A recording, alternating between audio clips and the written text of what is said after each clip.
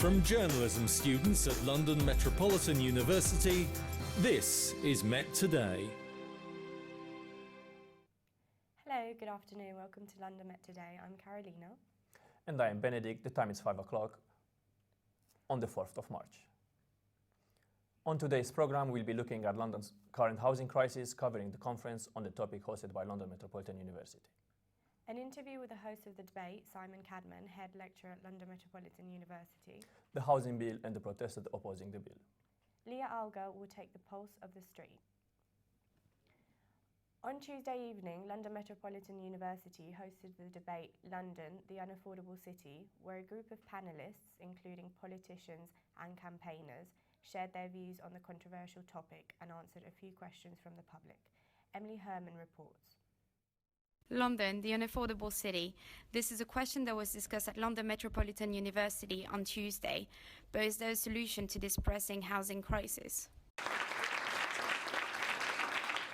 I agree with what Charles said. Charles and I actually, we both rent actually. We both rent in Kentish Town, so we're neighbours. Yeah. We probably pay about, so it's extortionate for what it is. And I'm very glad, Sean, that you mentioned pocket homes. I would say, the pocket homes are absolutely brilliant. And I would say, genuinely, it's a helpful suggestion to the government that they would alter the starter homes model to make the pocket homes model the standard one, because they remain affordable in perpetuity. And indeed, it's done by market forces, which I would have thought the government would be pleased about. And they don't ask for subsidy. And on the word subsidy, you hear the government talk about social rented housing as subsidised housing. It is not. The rents are not subsidised. The rent covers the management costs, the debt repayment, the maintenance. Where subsidy exists, the huge subsidy, the biggest subsidy goes into home ownership. It goes into right to buy, £100,000 discounts. Absolutely astonishing. And yet the government never goes on about all these terrible subsidised homeowners. It is true that this is just one more symptom of an overall supply crisis. So I don't think it makes sense to address the housing needs of different groups separately, because they are all just different manifestations of the same problem, which is that there is not enough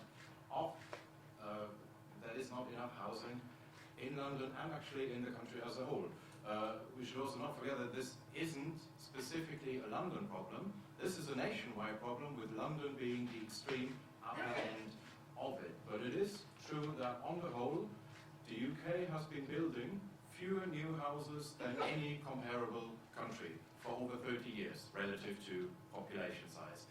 And if you stop producing something, whatever that is, whether it's houses or trainers or real ale, if you stop producing something, or at least if you produce much less of it than everybody else, you end up with much less of it. And that's why housing supply in the UK, especially in London, but in the UK as a whole, is far behind the levels of comparable countries.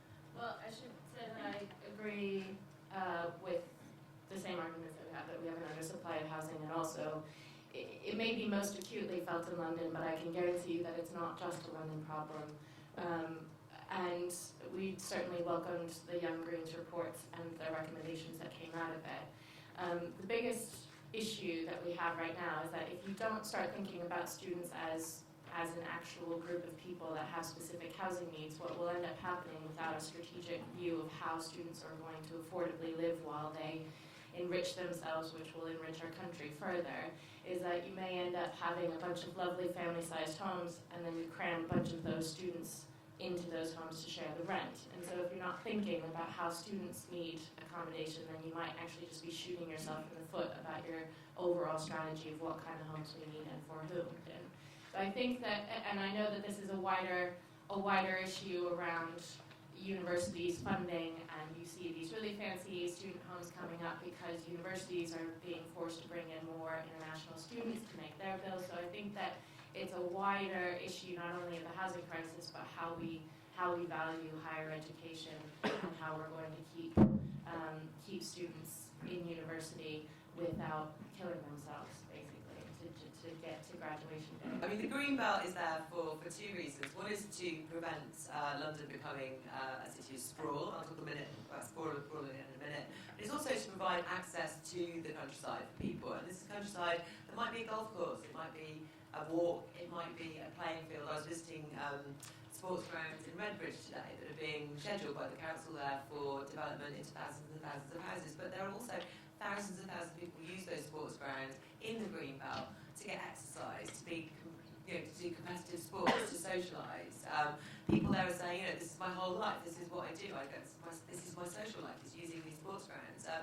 need to be protecting it for that reason.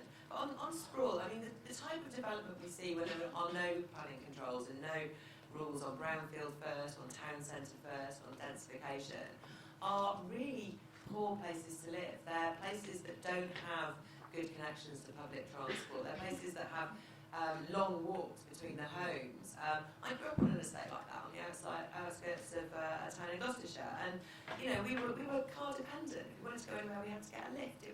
It was like a not very good quality life actually. And what happens? I've worked as a road campaigner for quite a while as well, and what we see a lot in towns outside of London is people wanting to build a big greenfield housing estate and then demanding that the public purse subsidises their link road and their bus service and their schools, and it's very, very bad value. We end up paying far more in infrastructure for development like that.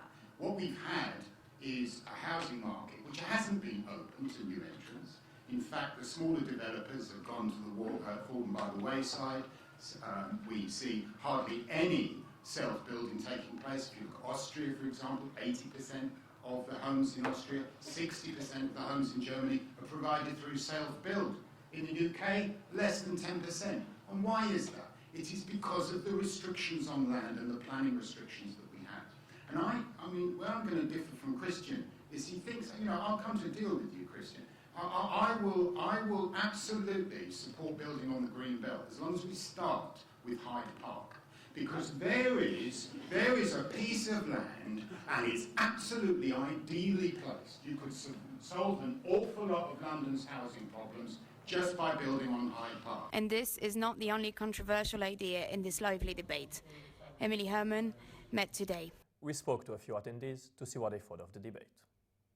I thought it was very interesting to watch. It's the first debate I've seen, and I just thought it was good to see all of the different political perspectives on something that affects us quite a lot, actually. And I liked affects how our their future. opinions clashed, because you don't normally see that.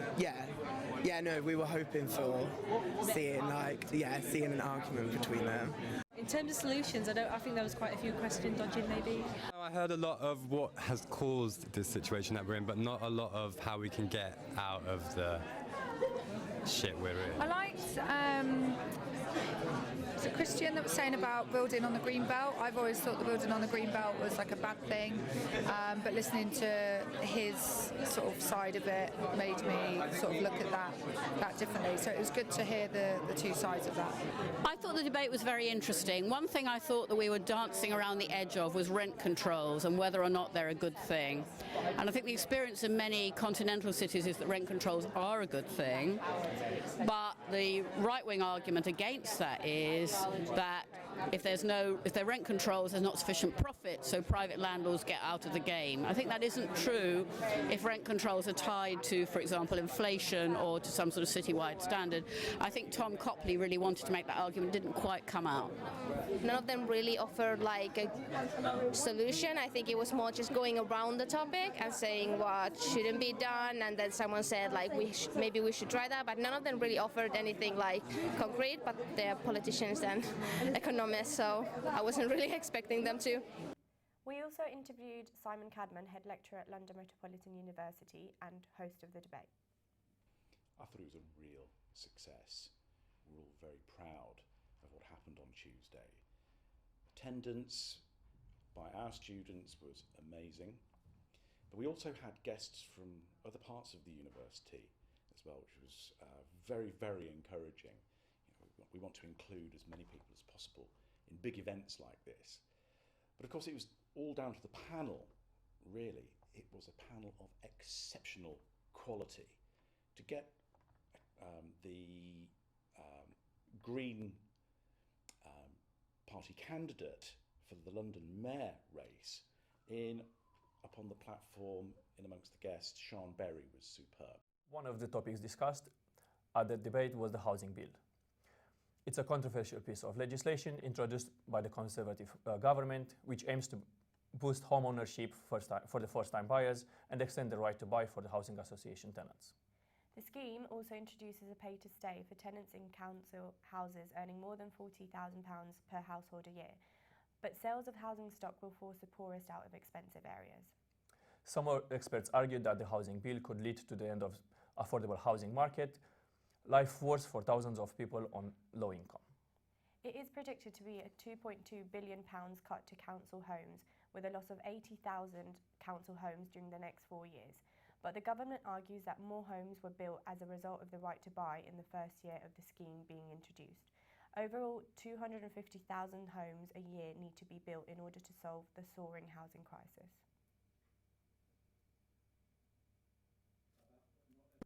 I'm here outside Downing Street, where people have gathered to protest against the housing bill. There are fears the bill will reduce social housing across the country. The London Borough of Newham is already experiencing reduced social housing. I spoke to Ashley Hassan, who told me her story. After being evicted from Newham's E15 hostel, 19-year-old Ashley Hassan now lives alone in Croydon. When I got the letter, I was working for West Ham, which happened to be my first paid job.